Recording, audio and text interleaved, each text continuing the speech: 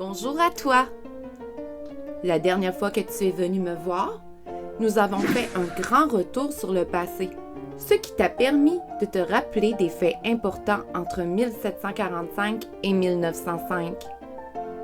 Aujourd'hui, nous allons parler du grand territoire et de la population du Québec au début des années 1900.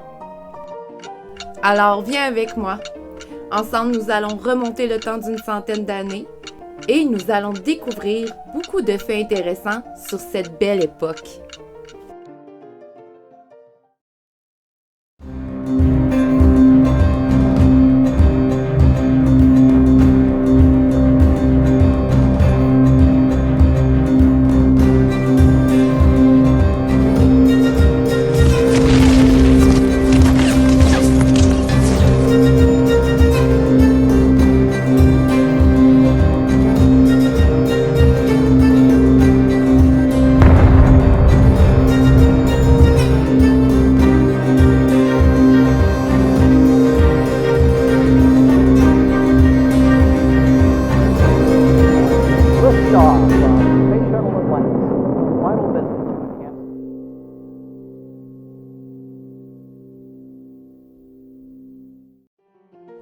En 1905, le territoire du Québec ressemble à celui que tu connais aujourd'hui.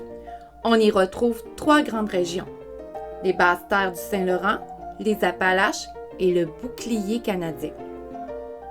Si tu t'en rappelles un peu, le bouclier canadien est un immense plateau rocheux.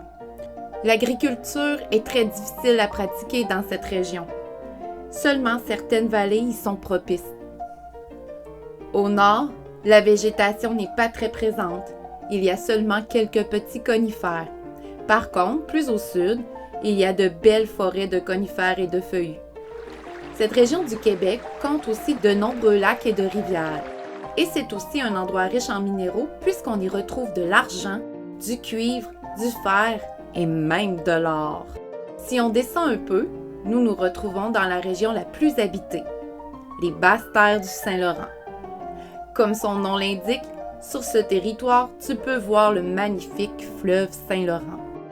Dans cette région, l'agriculture est possible puisqu'il y a d'immenses plaines, des collines avec des forêts mixtes.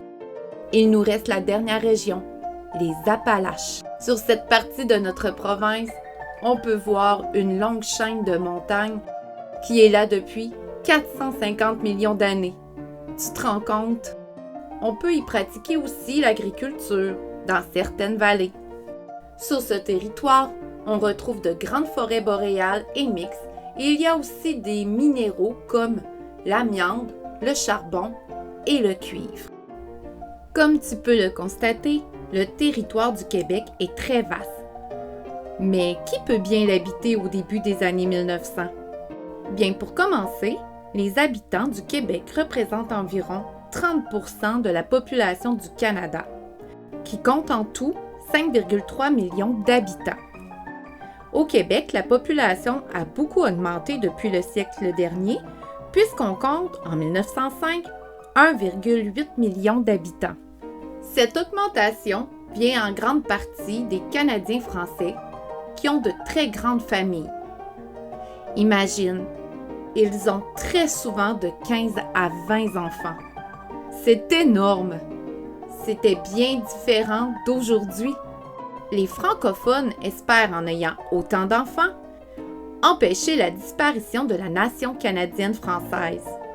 Ils essaient ainsi de résister aux anglophones qui sont de plus en plus nombreux dans la province. On appelle cette hausse de natalité la revanche des berceaux. Mais ce n'est pas seulement pour cette raison qu'il y a une plus grande population au Québec. Il y a aussi l'immigration qui contribue à cette augmentation. La plupart des immigrants s'installent dans la ville de Montréal. En 1905, 5% de la population n'est pas née dans la province. 80% de la population québécoise est française. Ils sont la majorité. La religion est très présente à cette époque et les Canadiens français sont de bons catholiques qui vont à l'église tous les dimanches. Il reste donc 20% de la population qui n'est pas canadienne-française.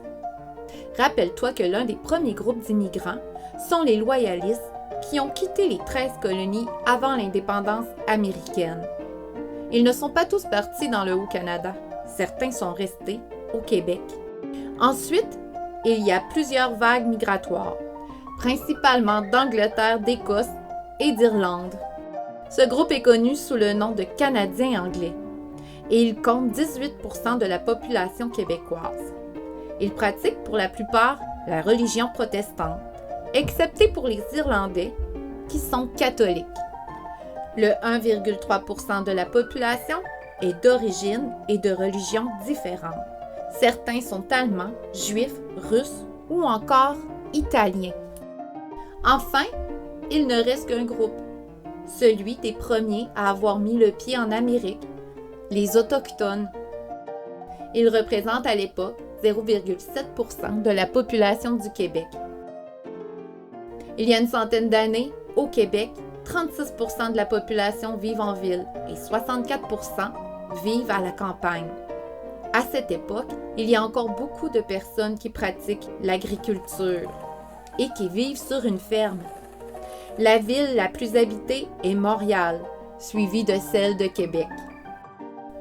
Le reste de la population est dispersée dans différentes régions de la province.